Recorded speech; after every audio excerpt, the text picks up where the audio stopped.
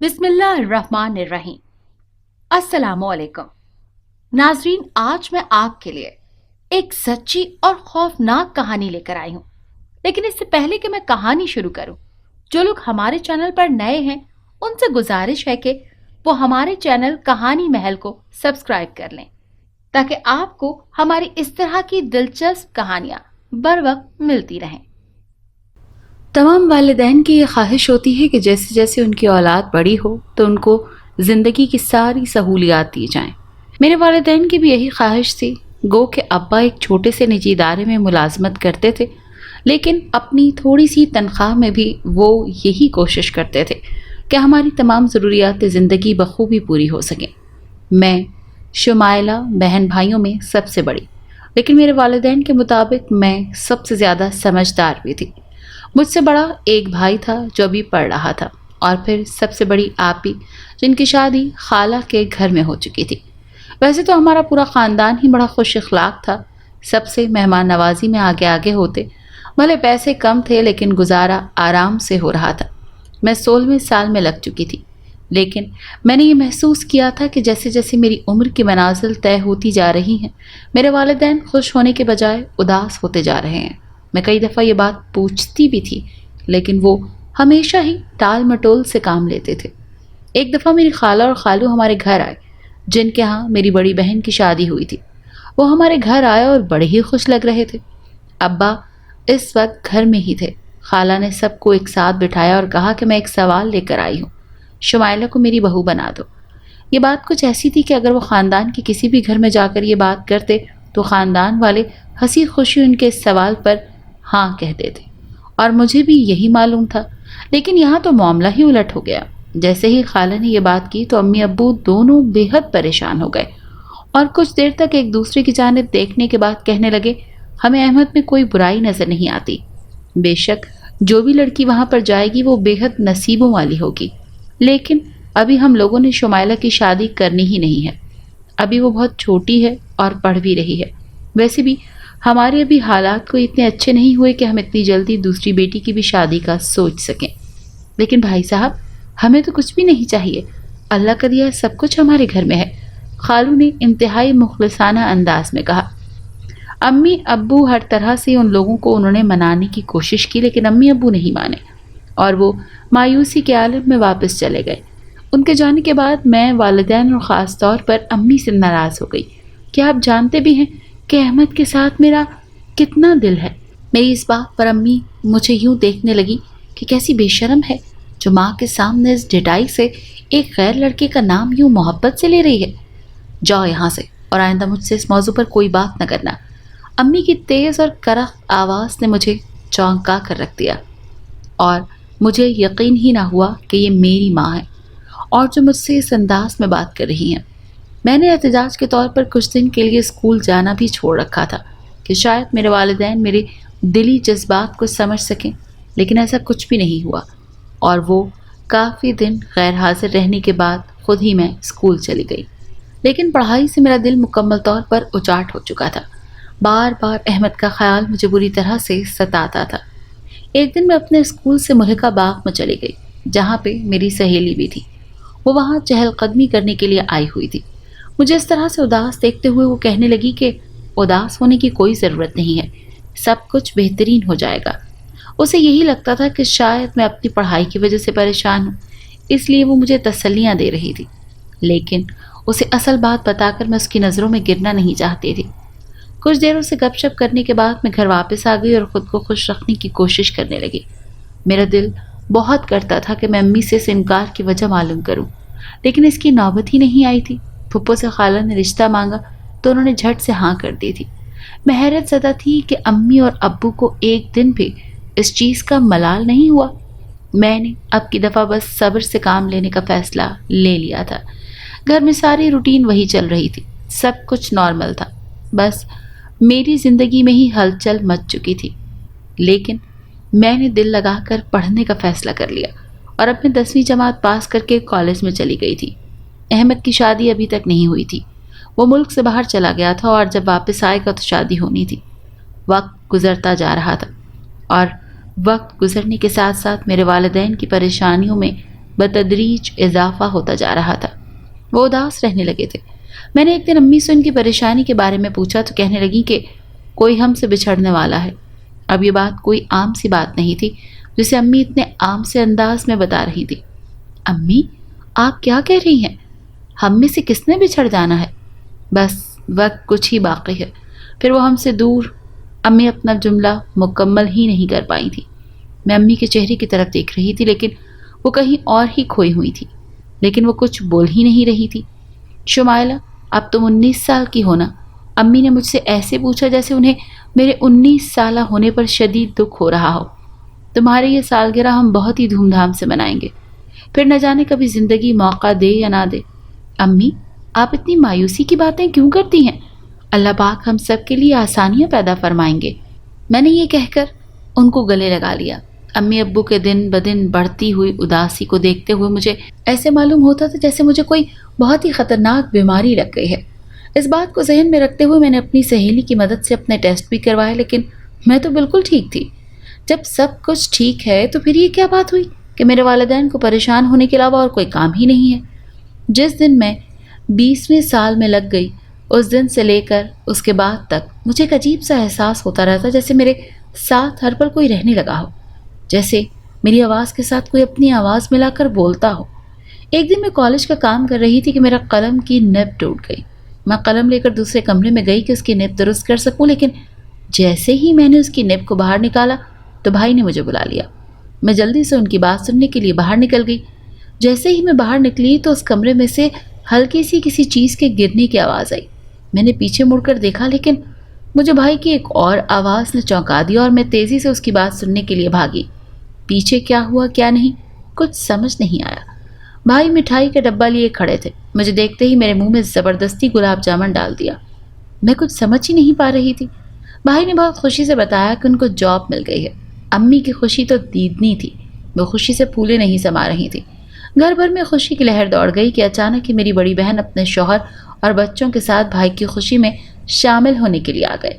بہن نے سب سے ملتے ہی کہا، ارے اس سال تو شروع میں ہی 2 خوشیاں مل رہی ہیں، ایک تو بھائی کی ملازمت اور دوسرا شمائلہ اس سال کے اختتام پر 20 کی ہو جائے گی۔ یہ بات سنتے ہی دروازے سے داخل ہوتے ابو کے ہاتھ سے فائلیں نیچے گر پڑی۔ بھائی تیزی سے گئے تاکہ ابو کی مدد کر سکیں، لیکن ابو اتنی دیر تک فائلیں اٹھا چکے تھے۔ بھائی نے انہیں بھی مٹھائی کھلائی، لیکن شاید کوئی اور محسوس کر رہا تھا یہ نہیں، لیکن میں بالکل واضح انداز میں محسوس کر رہی تھی کہ امی ابو دونوں ہی بہت پریشان ہو چکے ہیں۔ خیر، آپ ہی نے یہاں ہمارے گھر میں رات رہنی تھی، اسی لیے بھائی ان کو چھوڑ کر واپس چلے گئے تھے۔ مجھے رات تک اپنی پڑھائی کی فرصت ہی نہ ملی۔ میں رات کو دیر سے کمرے میں گئی اور مجھے قلم کا خیال آیا تو میں بھاگتی ہوئی اس کمرے میں گئی۔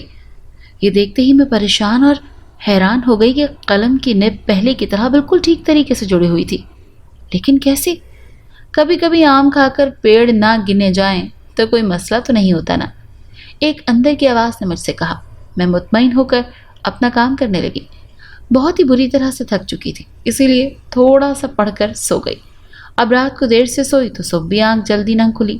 امی آوازیں دیتی رہ گئیں لیکن میں ٹس سے مس نہ ہوئی۔ دوپہر تک سوتی رہی۔ امی ابو پھر سے پریشان ہو گئے اور میں جب سو کر اٹھی تو وہ میرے پاس ہی کھڑے تھے۔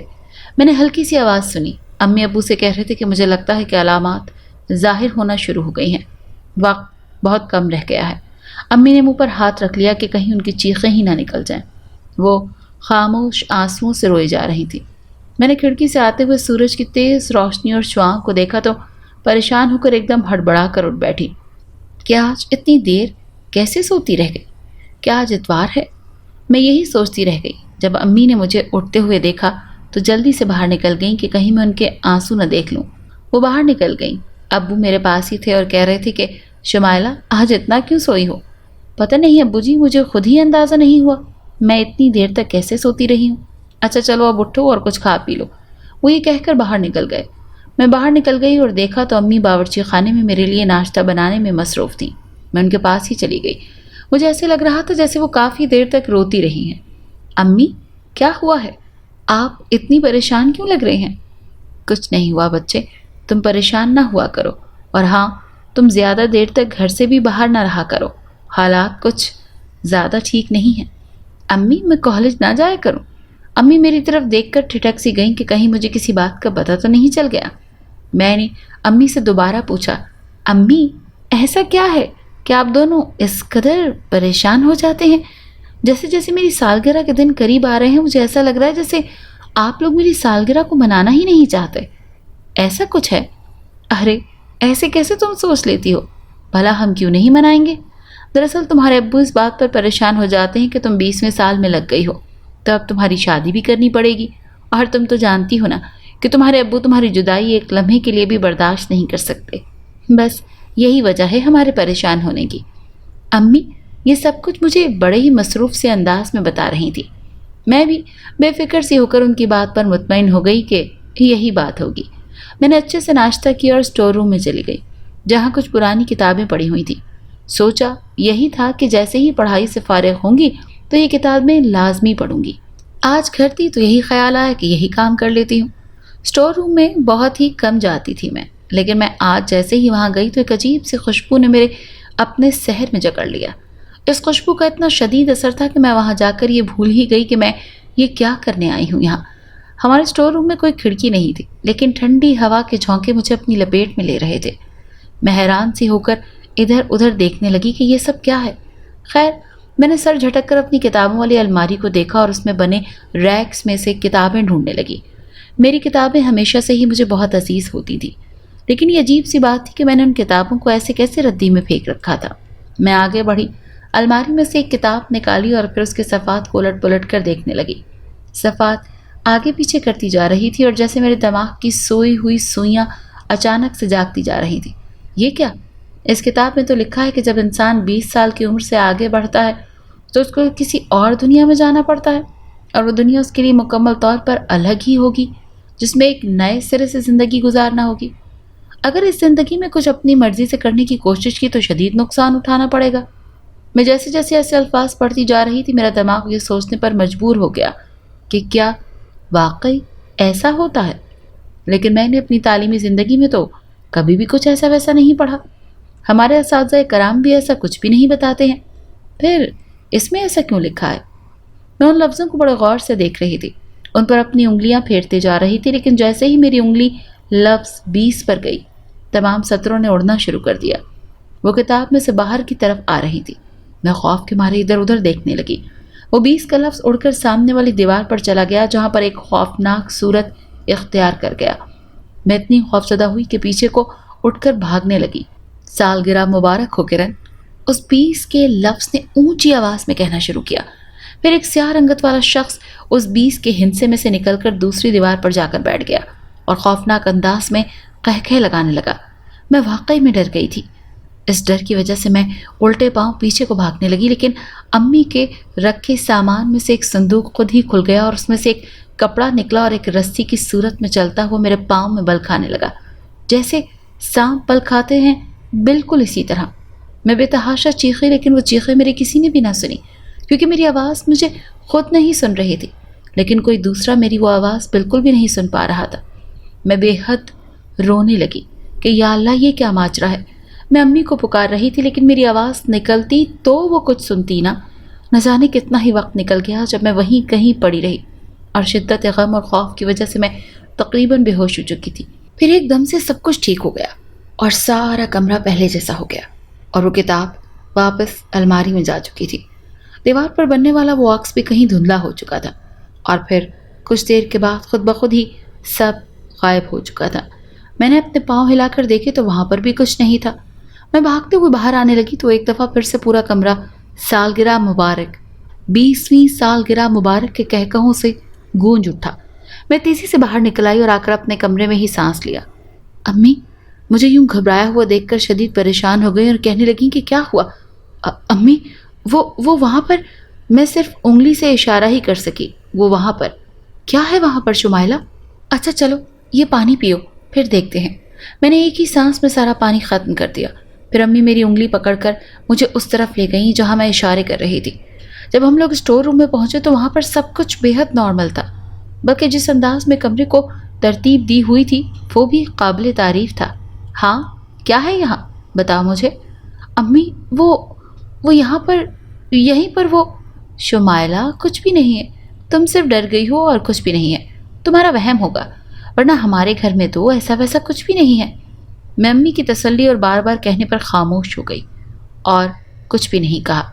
मेरी बच्ची, खुद को मसरूफ़ रखो ताकि ध्यान इधर उधर नहीं जाए, खाली जहन तो वैसे भी शैतान का घर होता है। जी अम्मी, मैं आइंदा ख्याल रखूंगी। ये सब कुछ कहकर मैं अम्मी के साथ ही किचन में चली गई, जहाँ पर कुछ खाने पीने की तैयारी भी करवानी थी। मैं जब किचन में गई तो वहाँ पर अम्मी की नफासत और तरतीब को देखकर शशतर रह गई कि हर चीज़ में किस कदर सलीका नजर आता था, जैसे हर चीज़ ही किसी माहिर ने बनाई हो। शुमाइला, तुम भी घरदारी में कुछ दिलचस्पी लिया करो ताकि आने वाले वक्त में कोई परेशानी ना हो। जी अम्मी, मैंने आसपास देखते हुए कहा। इसके बाद मैं अम्मी को काम करते हुए देख रही थी कि कैसे और किस अंदाज में काम करती हैं। अचानक दरवाजे पर बेल हुई। अम्मी के कहने पर मैं गई कि देख सकूं कौन है। मैं जब दरवाजे की तरफ जा रही थी तो मुझे ऐसे लग रहा था जैसे कोई मेरे साथ साथ चल रहा है। मैंने पीछे मुड़कर देखा लेकिन कोई भी नहीं था। मैं दरवाजे तक गई और फिर दरवाज़ा खोला तो सामने साथ वाली खाला खड़ी थी। वो कहने लगी, अम्मी को भेजो, पिछली गली में शेख साहब की बीवी वफात पा गई हैं, उनका जनाजा है कुछ देर के बाद, तो आओ हम लोग हो आते हैं। मैंने फ़ौरन ही जाकर अम्मी को ये पैगाम दिया। अम्मी चादर लेती हुई आ गई और मुझे कहने लगी कि मैं बस सालन को देख लूँ, कहीं जल ना जाए। मैंने इस बात में सर हिला दिया। अम्मी और खाला मेरे सामने ही चली गई। मैंने दरवाज़ा अच्छी तरह बंद कर लिया। मैं जैसे ही किचन में आई तो सारे बर्तन नीचे गिर पड़े थे और शेल्फ सारे खाली पड़े थे। सालन के नीचे जलने वाला चूल्हा खुद ही बहुत तेज़ हो गया था, जिससे मेरे आने तक सालन जलकर राख हो चुका था। मैंने अपने दोनों हाथ अपने मुंह पर रख लिए कि ये सब क्या हो रहा है, लेकिन इसके बाद सिर्फ इतना ही हुआ। किचन की छत से पानी टपकने लगा और जब मैंने फर्श पर देखा तो उस पानी का खून बनता जा रहा था। मैं उल्टे पांव बाहर की तरफ भागी क्योंकि अब मुझे यकीन हो चुका था कि यकीनन इस घर में कोई आसेब मौजूद है। मैंने अपने कमरे की तरफ भागना शुरू कर दिया। जैसे ही मैं अपने कमरे में गई वो सारा कुछ मेरे पीछे मेरे कमरे में भी आ गया, जिसके बिना पर मैंने अब कमरे से बाहर की तरफ भागना शुरू कर दिया। मैं जैसे ही बाहर के दरवाजे के पास आई तो उसका दरवाज़ा बहुत ही ज़ोर से अंदर वाली तरफ से बंद हो गया। मैं कमरे की खिड़की की जानिब भागी लेकिन वो भी मुकम्मल तौर पर बंद हो चुकी थी। अब मैं थी कमरे में और मेरी बेबसी। मेरी समझ से सारी बातें बिल्कुल ही बाहर थी और ये सोच ही मेरी रूह फना करने को तैयार थी कि ये सब कुछ मेरे साथ होता है तो इसका यही मतलब है कि आसेब सिर्फ मुझ पे है। अगर ये किसी और पे भी हो तो जिस तरह सब घर वाले जब घर होते हैं तो फिर सबके साथ ये सब कुछ हो, लेकिन ये तो सिर्फ मेरे साथ। मैंने ऊंची आवाज़ में रोना शुरू कर दिया। दुआएं करने लगी कि अल्लाह मेरी मदद फरमाए। वो कोई कबूलियत की घड़ी थी कि जब किसी ने दरवाजे पर बेल दी। बेल बजते ही पूरा माहौल पहले जैसा हो गया। दरवाज़ा खुला और मैं भाग कर बाहर के दरवाजे की तरफ भागी। जैसे ही मैंने दरवाज़ा खोला तो भाई सामने खड़े थे। भाई, भाई! मेरे मुंह से तो बात ही नहीं निकल रही थी। क्या हुआ गुड़िया, इस कदर घबराई हुई क्यों हो? कुछ नहीं भाई। अच्छा फिर इतना डरी हुई क्यों हो? भाई वो वहाँ पर क्या वो लगा रखी है? आप कोई बात भी तो करो। अच्छा सामने से पीछे हटो, मैं तो कुछ सामान लेने आया था। भाई ने बड़ी ही मसरूफियत में मुझे बताया। अम्मी के बारे में मैंने पूछना शायद याद नहीं रहा। मैंने भी नहीं बताया, मैं तो पहले ही बेहद खौफजदा थी। भाई कमरे में गए और फिर जल्दी से कुछ चीज़ें उठाईं और बाहर निकल आए। वो जैसे ही घर से बाहर निकलने लगे तो मैंने पुकार कर कहा, भाई आप अभी कुछ देर रुक जाएं, मुझे अकेले घर में बेहद खौफ आ रहा है। अरे तुमने तो अभी और बड़े होना है, कॉलेज में पहुंच चुकी हो और अभी तक तुम डरती हो। मेरे बॉस के साथ अगर मेरी मीटिंग ना होती तो मैं तुम्हारे पास लाजमी रुक जाता, लेकिन अभी ये मुमकिन नहीं है। सॉरी गुड़िया। उन्होंने मेरे सर पर हाथ रखा और जल्दी से बाहर निकल गए। मैं आंसुओं से रोती रही और मैं घर के गेट के साथ ही अंदर वाली तरफ बैठ गई और अम्मी का इंतज़ार करने लगी। काफ़ी देर तक वहीं बैठी रही लेकिन अम्मी नहीं आई। नीचे मेरा दिल शदीद घबरा रहा था। मैं छत पर जाने का सोचने लगी। जैसे ही सीढ़ियाँ ऊपर चढ़ने लगी तो हर एक सीढ़ी से सालगिरह मुबारक की आवाज़ें आने लगीं।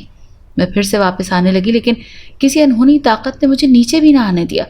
मैं वहीं सीढ़ियों पर बैठ गई और ऊंची आवाज़ में रोने लगी, लेकिन ऐसे लगता था जैसे मेरी आवाज़ कोई सुनता ही नहीं है। इसी अवस्था में दरवाजे पर दोबारा दस्तक हुई और मैं दौड़ती हुई दरवाजे तक चली गई। दरवाज़ा खोला तो अम्मी ही सामने खड़ी थी। जैसे ही मैंने अम्मी को देखा तो मैं उनसे लिपट गई। मेरी ये हालत देखकर वो एकदम से घबरा गई और पूछने लगी कि क्या हुआ। अम्मी امی اس گھر میں کوئی آسیب ہے، کوئی کوئی بھوت پریت ہے، یقیناً ہے، جو مجھے بار بار تنگ کر رہا ہے۔ امی میرے منہ کی طرف دیکھنے لگی اور کافی دیر تک کچھ نہیں بولی، پھر شاید کچھ سوچا اور کہنے لگی، اگر نماز روزے کی پابندی نہ کی جائے تو یہ سب تو ہوگا نا۔ وہ شیخ صاحب کی بیوی کو دیکھو، بیچاری ایک ہی دن میں کیسے اللہ کے پاس چلی گئیں۔ اللہ بے شک ہر چیز پر قادر ہے، اللہ کرے میں بھی ایسے ہی یہاں سے اچانک چلی جاؤں۔ میری اس بات پر میری امی کو شدید غصہ آیا اور کہنے لگی کہ تم زندگی سے اتنی تنگ آ گئی ہو کیا؟ امی آپ اس گھر سے مجھے کہیں لے جائیں، ورنہ میں خوف کے مارے ہی مر جاؤں گی۔ تمہاری سالگرہ میں صرف 1 ہفتہ باقی ہے، اسی لیے اس کے بارے میں اچھا سوچو، اور کچھ بھی سوچنے کی ضرورت نہیں ہے۔ امی نے بات کو ایک ہی جھٹکے میں ختم کر کے نئی بات شروع کر دی۔ میں امی کے اس رویے پر بے حد پریشان تھی کہ میری ماں کو میری کوئی فکر ہی نہیں ہے جو وہ اس طرح سے باتیں کرتی ہیں۔ میں بھی سوچ چکی تھی کہ آئندہ ایسی کوئی بھی بات کسی سے بھی نہیں کروں گی، بس اپنے اللہ کو ہی بتاؤں گی۔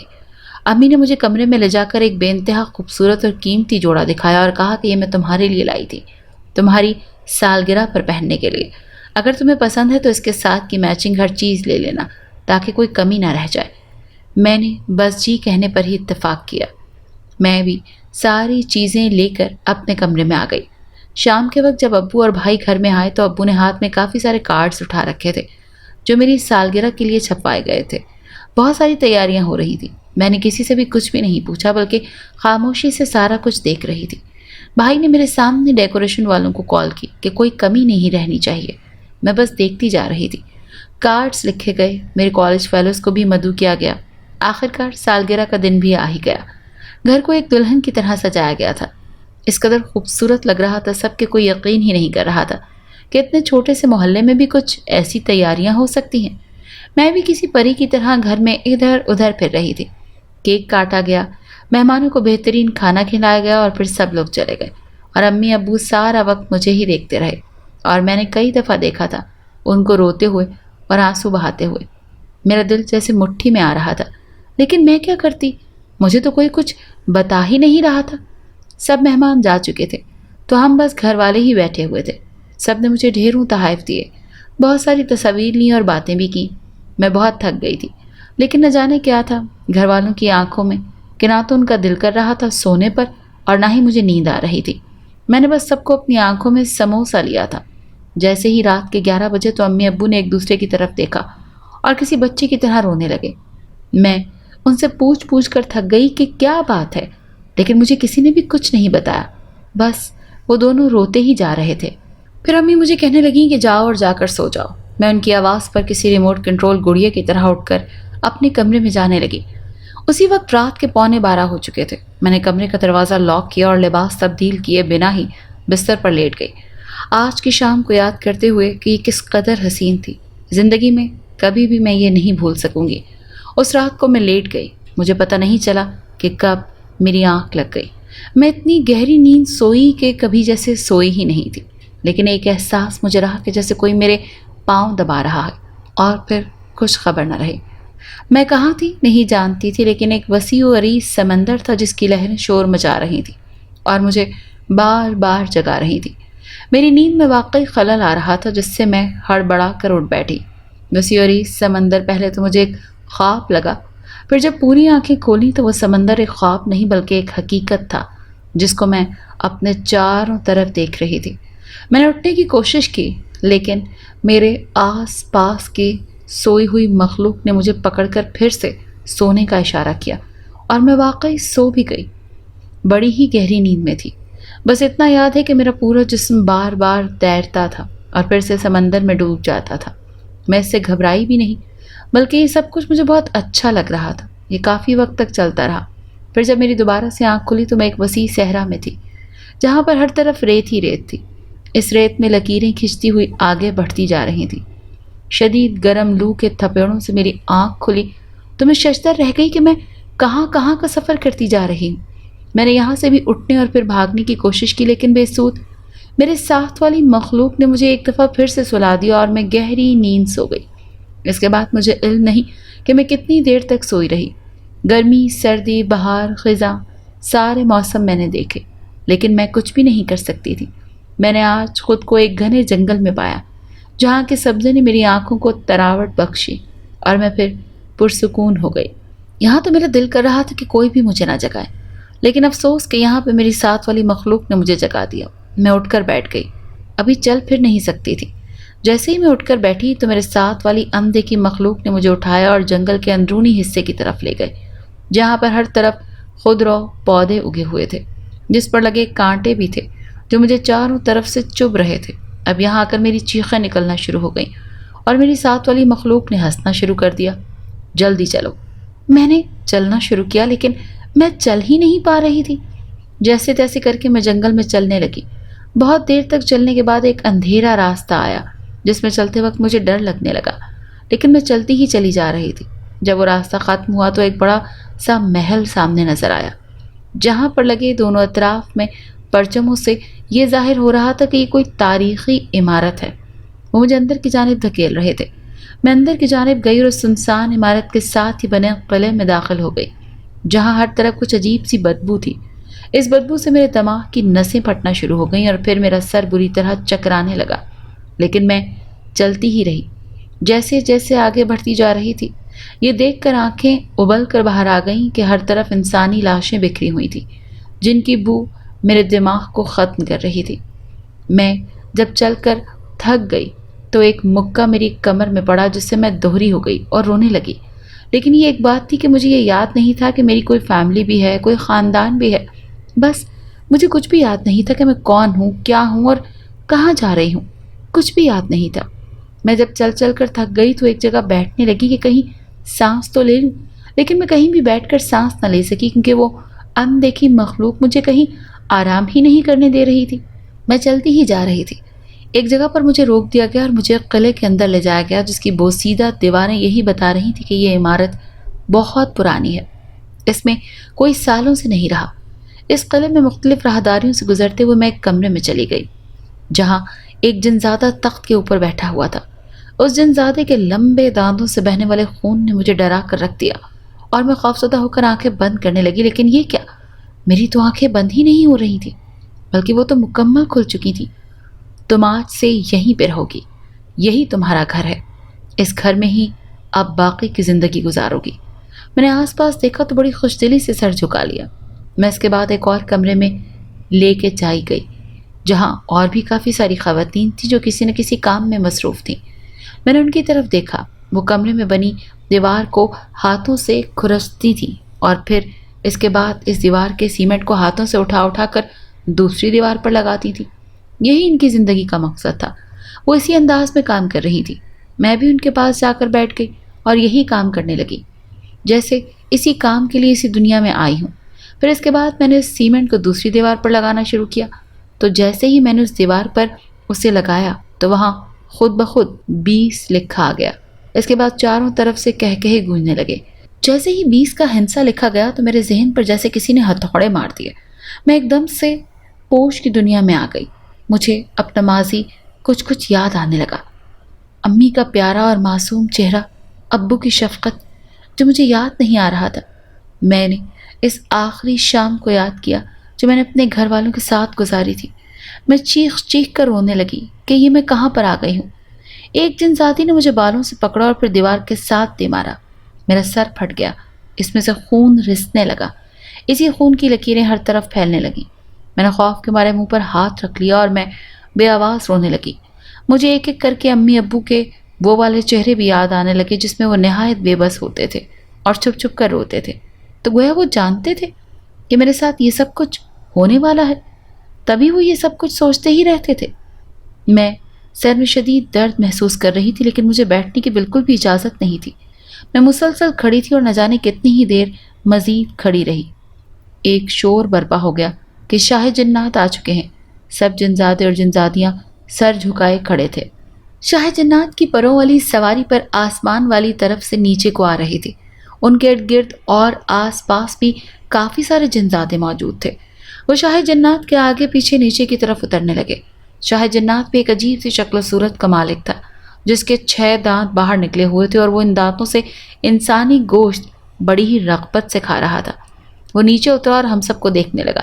جیسے اس کی نظر مجھ پر پڑی تو وہ میری طرف دیکھ کر مسکرانے لگا اور کہنے لگا کہ बड़ा ही इंतज़ार करवाया है तुमने। 20 साल एक मुद्दत होती है।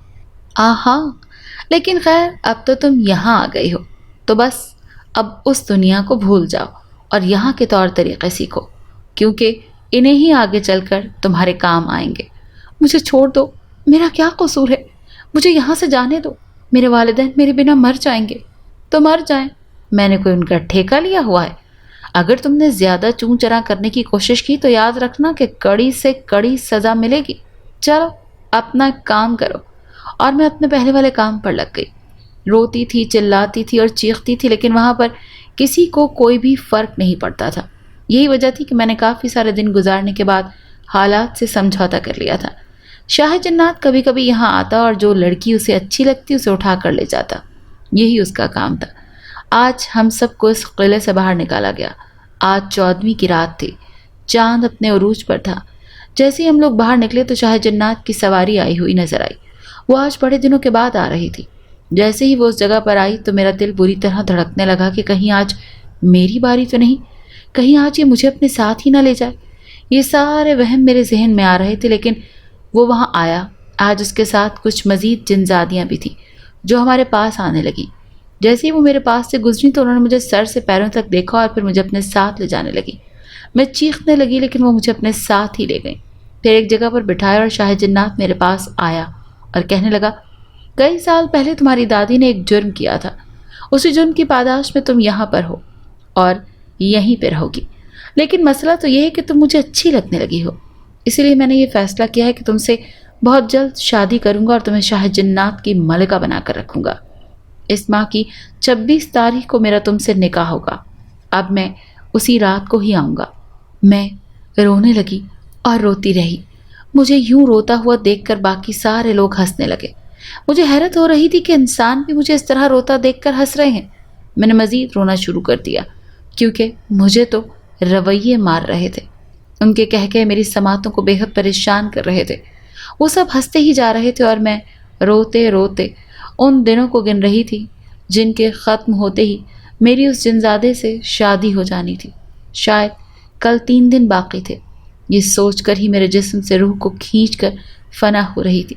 मैं ये सोचते हुए कि काश कोई मेरी मदद कर दे, लेकिन कौन इस वीराने में मेरी मदद करेगा? और मैं तो बचूंगी ही नहीं, और अगर बच भी गई तो कहाँ जाऊंगी? क्योंकि मुझे तो घर का भी नहीं पता। मेरा घर है कहाँ पर, मैं तो ये भी नहीं जानती थी। फिर मैं क्या करूं? ये सोचते सोचते एक दिन मजीद गुजर गया। मेरी आंखें रो रो कर सूज चुकी थी और गला भी बैठ चुका था। मैं क्या करूं, कहाँ जाऊं? ये सोचते सोचते आज पहली दफ़ा मेरी यहाँ पर आंख लग गई। मैं सो गई और गहरी नींद सोई थी। ख्वाब में अपनी माँ के पास हूँ और वो बार बार मेरा माथा चूम रही है, कभी मेरे बालों को सहला रही हैं। अम्मी, मैं बहुत ही परेशान हूँ, किससे मदद मांगूं? अल्लाह से, अम्मी ने 2 लफ्ज़ों में बताया। वही तो है जो सबकी मदद करता है, उसी से मदद मांगनी चाहिए। अल्लाह से, हाँ अल्लाह से। ये सुनते सुनते मेरी आंखें खुल गई। मैंने आसपास देखा तो सब सो रहे थे। मैं उठी और किले के इस कमरे से बाहर निकली और देखने लगी कि शायद कहीं पानी हो। अचानक से एक जगह कुछ पानी नजर आया। मैंने वहाँ वज़ू किया और वहाँ एक पत्थर पर नमाज पढ़ने लगी। मुझे इल्म नहीं कि ये कौन सा वक्त था, बस मैंने कुछ सजदे किए और अल्लाह के हुजूर रो रो कर दुआएं मांगी। अचानक मुझे लगा जैसे वहाँ पर कोई आया है, कोई दूर से मुझे पुकार रहा था।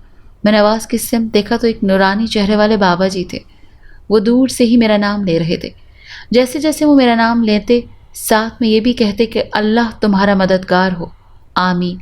ये बात बार बार दोहराने लगी कि अल्लाह मेरा मददगार हो। फिर मैंने आयतुल कुर्सी पढ़ी, सूरह इखलास पढ़ी और बार बार पढ़ती रही। आज 26 तारीख थी। शाह जन्नात आया और मेरी तरफ देखने लगा। मैंने उसके आते ही सारा कुछ पढ़ना शुरू कर दिया। मैं जैसे जैसे पढ़ती जाती वो मेरे करीब आने लगा। मैंने मज़ीद पढ़ना शुरू कर दिया। मैं एक लम्हे के लिए नहीं रुकी। मैं जैसे जैसे मज़ीद पढ़ती जा रही थी, शाह जन्नात एकदम से ज़मीन पर गिर गया और उसने अपने कानों पर दोनों हाथ रख दिए और कहने लगा, ये मत पढ़ो। लेकिन मैं रुकी नहीं, बल्कि पढ़ती गई। एकदम से धुआं सा उठा। उस धुएं में बहुत सारा पानी भर गया, जिससे वो बुझने के मज़ीद भड़कने लगा। मैंने कुरान पाक में और भी आयत पढ़ना शुरू कर दी, जिससे शाह जन्नात उस धुएं में दाखिल हो गया और गुस्से से आपे से बाहर हो गया। लेकिन अगले ही लम्हे वो धुएं में तहवील हो गया। उसका महलूल सा فضا میں بلند ہوا اور اس کے ساتھ ہی سارا فضو اور سحر ٹوٹ گیا۔ میں اگلے ہی لمحے اپنے گھر میں تھی، جہاں میری ماں میرے کمرے میں میرے بستر کے پاس بیٹھی تھی اور بار بار میرا نام لے رہی تھی۔ میرے ابا بھی میری چیزوں کو بڑے ہی پیار سے دیکھ رہے تھے۔ اچانک سے میں آئی اور اپنی ماں سے لپٹ گئی۔ اماں مجھے یوں اپنے سامنے دیکھ کر حیران رہ گئی اور خوشی کے مارے بار بار مجھے ہاتھ لگا کر دیکھتی تھی۔ میں نے ابا کو بھی بلا لیا۔ میں ان دونوں سے ساری بات سننا چاہتی تھی، جس کی وجہ سے میں اتنے سارے دن اس قدر شدید اذیت میں رہی۔ ابا کہنے لگے میری ماں اور چچی کی آپس میں 1 منٹ کے لیے بھی نہیں بنتی تھی۔ دونوں کو یہی شک تھا کہ وہ دونوں ہی ایک دوسرے پر تعویذ کرواتی ہیں۔ پھر اماں کو کوئی عامل کہیں سے مل گیا۔ اس نے کوئی ایسا عمل بتایا کہ چچی کا سارا خاندان ہی تباہ ہو جائے گا۔ اماں اس عامل کی باتوں میں آ گئیں اور انہوں نے چچی پر اتنا شدید عمل کروایا کہ ان پر جنات کا سایہ ہو گیا۔ اب جو جن ان کو تنگ کرتا تھا، اس کی کہیں دوسرے جن کے ساتھ لڑتے لڑتے موت ہو گئی۔ تب سے اس کے گھر والوں نے یہ فیصلہ کیا کہ اس بڑھیا کی جو سب سے چھوٹی پوتی ہوگی، جب وہ 20 سال کی ہوگی تو ہم اسے اپنی دنیا میں لے جائیں گے۔ اماں نے اپنی زندگی کے پھر آخری چند سال بڑی ہی تکلیف میں گزارے تھے۔ جنات اماں کو بے حد تنگ کیا کرتے تھے۔ ہم نے بہت سارے پیر فقیر کیے، بہت ساروں سے مشورہ کیا، لیکن کوئی فرق نہیں پڑتا تھا۔ پھر اماں کا آخری وقت بڑا ہی مشکل ہو گیا۔ اس وقت تم صرف 2 سال کی تھی۔ ہم سب رو رو کر معافی مانگتے، لیکن وہ جن اس قدر ضدی تھا کہ اس نے ہماری ایک نہ سنی۔ اماں پھر اپنے منہ سے موت مانگتی تھی، لیکن ان کو موت نہیں آتی تھی۔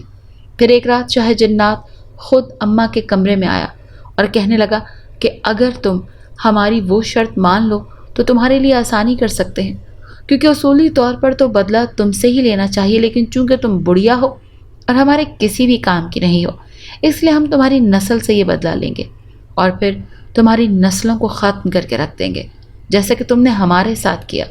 بس اس دن پھر اماں نے یہ شرط مان لی کہ جیسے ہی انہوں نے یہ شرط مان لی، ان کی حالت پہلے سے کچھ بہتر ہو گئی۔ وہ پرسکون ہو گئی۔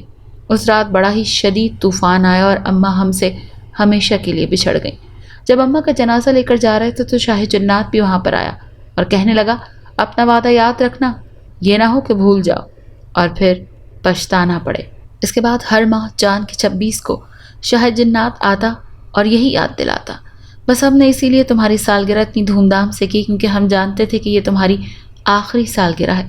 میری بچی، تم واپس آ گئی۔ تمہاری ماں نے کل رات تمہیں خواب میں دیکھا تھا کہ تم گھر واپس آ گئی ہو۔ یقیناً یہ قرآن کا ہی معجزہ ہے جو وہ تمہیں زندہ سلامت واپس لے آیا۔ میں نے شکرانے کی نوافل ادا کی اور وعدہ کیا کہ آئندہ آخری سانس تک نماز کبھی ترک نہیں کروں گی۔ اگر آپ کو یہ کہانی اچھی لگی ہے تو اسے لائک کیجیے اور ہمارے چینل کہانی محل کو سبسکرائب کیجیے۔ اور ہاں، اگر آپ کے کسی دوست، رشتہ دار یا بہن کے ساتھ خدا نخواستہ اس طرح کا کوئی بھی واقعہ پیش آیا ہے تو ہمیں کامنٹ سیکشن میں اس کے بارے میں ضرور بتائیے۔